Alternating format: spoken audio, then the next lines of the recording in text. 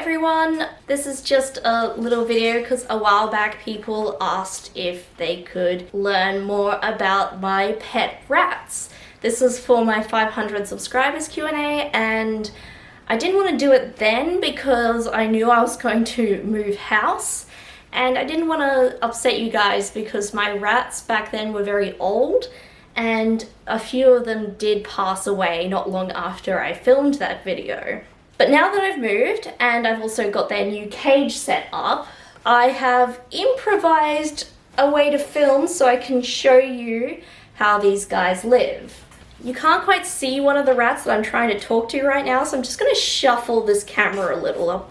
I know I'm just in frame, but it's the rats that we care about, right? Not me. I have 8 rats at the moment. I have a double-story cage, so I'll do a shot further away, but basically this arrangement is duplicated kind of in mirror at the bottom. At my old house, I had a slightly smaller cage that was also in my bedroom, and I didn't like that because I think it was too small for the number of rats I had, and they kept escaping their cage to go eat my clothes or my electronics. So now they're in the lounge room of my new house, and basically a bit to the left is where I film.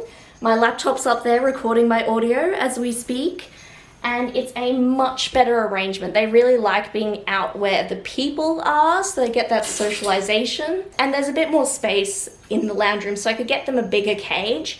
The rats that I had when I first started my channel have all sadly passed away, but because I love them still dearly, I'll put a little photo up with all of their names. Now I'm going to try introduce to you all and give a rough age for all of the rats that I currently have. I don't know most of these rats' exact ages. Most of the rats I get come from some sort of rescue-esque situation. So first up we have Rattata. She's what's known as an albino rat. I think she's close to 2 years old. She is the largest of the rats and she often likes to boss the other rats around. She's slowing down, I've noticed recently. Rattata really likes shoulders, she likes hair, and she really likes snuggling with her rat friends, so we're gonna let her go back. My camera battery died and I had to go quickly charge it because I don't own a second battery. Donate to my Ko-Fi page if you would like me to have a spare camera battery. So if things have changed, sorry. So the next one I'm going to introduce you to is Nox.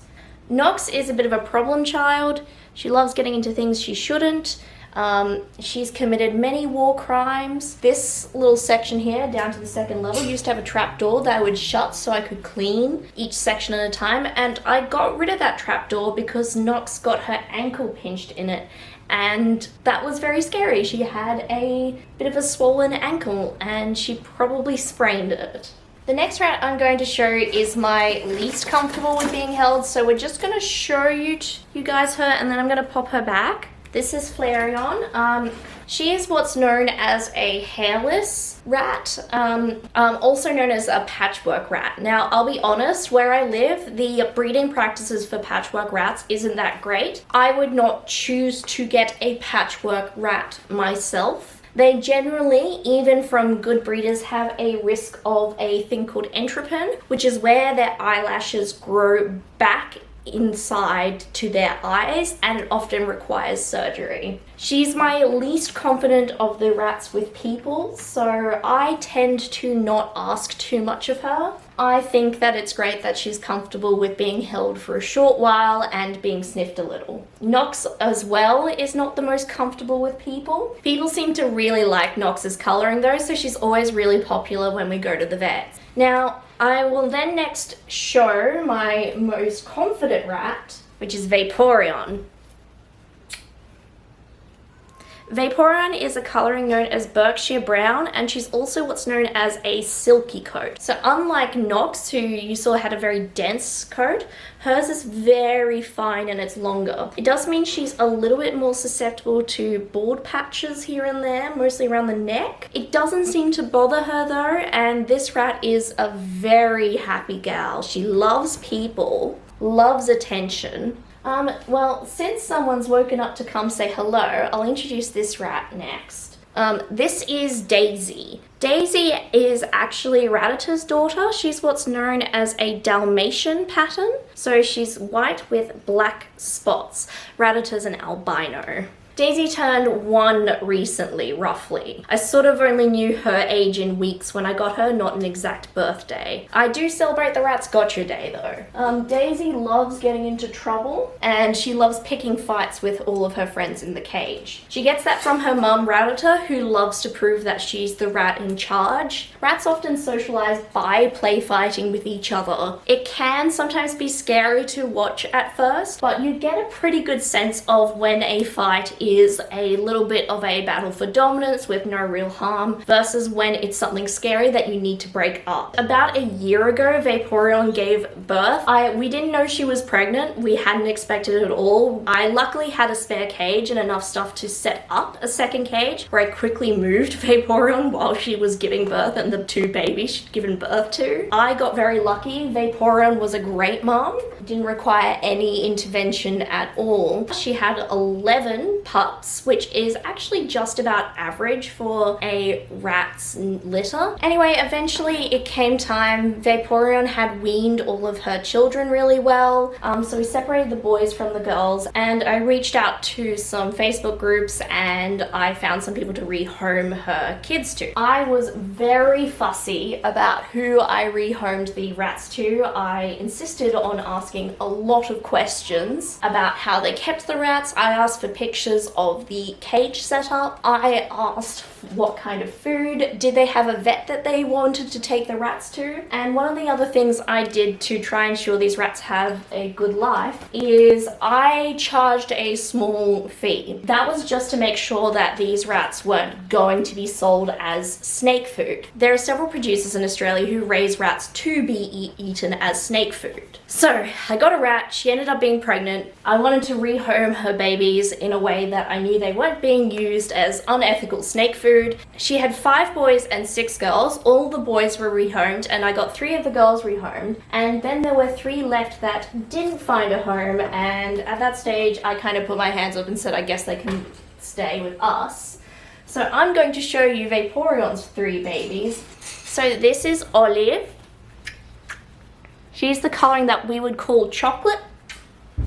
She has a little white mark on her tongue and she's a bit pissed because she was really enjoying her sleepy time in her hammock, which I'm going to put her back so she can continue to enjoy that. I make all the hammocks myself. I only use natural fibres because I live in Australia and it can get really hot. So it really helps, I think, for the fabric to breathe, for the rat's comfort throughout the year. Next rat we're going to show off is Buttercup. This is one of the babies of Vaporeon. She has inherited her mother's silky coat. I tend to like plant names. A lot of these names, as you probably noticed, were Pokemon names. I think they're cool too.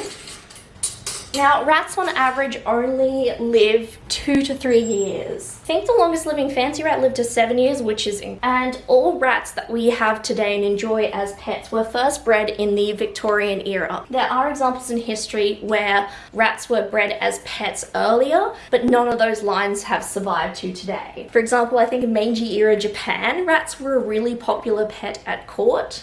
Victorian ladies started off the fashion of having a lap rat. So last I'm going to show you Vaporeon's last baby that I kept. This is Willow. Her colouring is known as agouti, so that's that little like masks there. Now I mentioned that rats only live 2 to 3 years, but it's really important to note that any pet isn't a holiday pet. It isn't just for a birthday or just for a Christmas. You're making a commitment for that animal's life. Even if you aren't in that animal's life forever, say you have to rehome them, you do have a responsibility towards. I really love having rats and they've really changed my outlook on rodents in general. I always gravitate towards anything with a rat of some kind on it. But I think that's all my rats and all I wanted to say about rats, I think. Please look, if you are interested in keeping rats or you have rats, feel free to pop some questions or anything you want to say in the comments. If you're interested in getting some rats, I highly suggest your local rescue. Or if you wish to go to a breeder, try your best to find an ethical one that cares about the animal's well-being.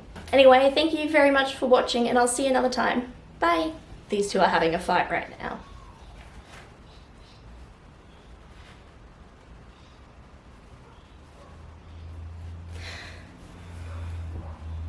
Rats will often do this where they fight and then pin down their friend and groom them to show dominance.